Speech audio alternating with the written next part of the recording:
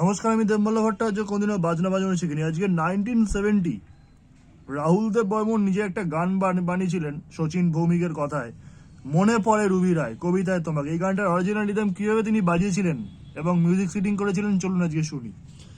মনে পড়ে রুবি রায়